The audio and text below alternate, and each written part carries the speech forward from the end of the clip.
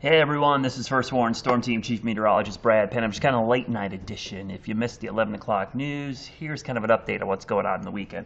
First of all, stop checking the stupid stock iPhone app for weather information.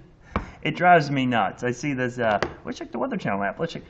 Those are automated apps. There's nobody at the other end of this. This is like calling a computer for customer service and expecting to get good customer service. It's one model, it's automated. Let me tell you how things are going to unfold, because what you're seeing on your phone is not exactly accurate. Here's our system. We got a winter storm heading our way.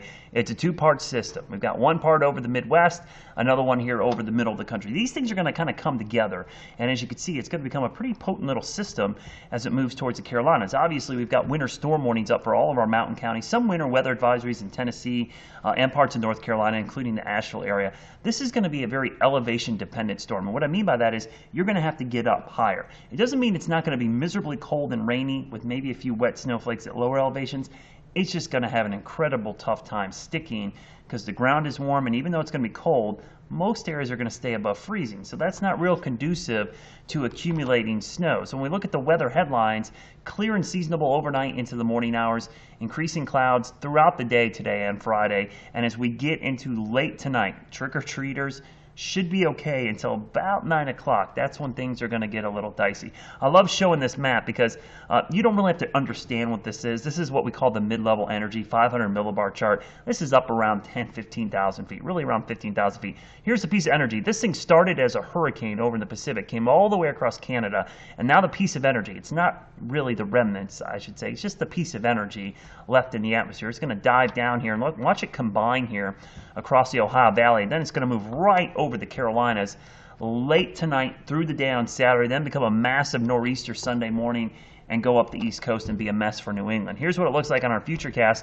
Watch this thing kind of unfold. As it gets down here, you're going to see the clouds spreading out across the Piedmont. Here we are, 3 o'clock in the afternoon.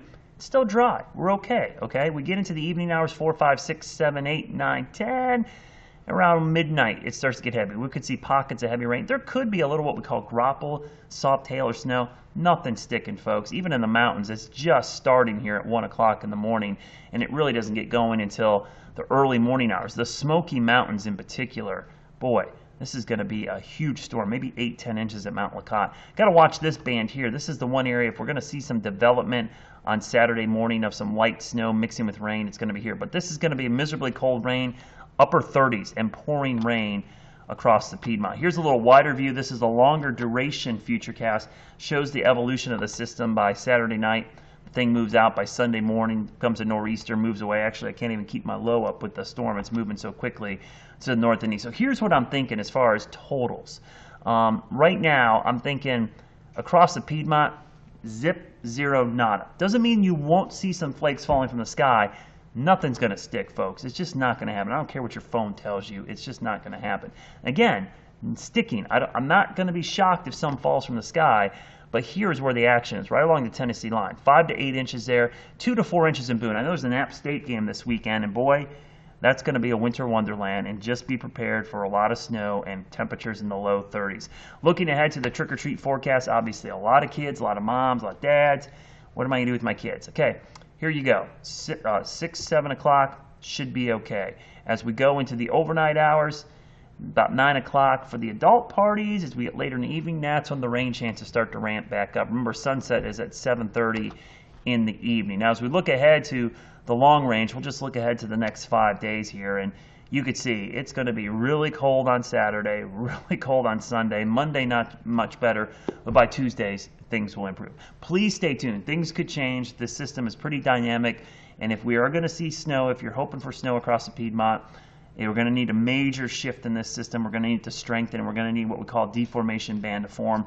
Right now, only one model out of like 10 of them sees that happen, and even that model has 0.3 of an inch. So it's probably not going to happen, folks. The chance is 5% or less right now we see accumulating snow east of the mountains. But like they always say in Dumb and Dumber, so you're saying there's a chance. There is a chance. Very tiny chance. I'll see you tomorrow, and of course, follow me on Facebook and Twitter. We'll keep things up to date on WCNC.com. Have a great night.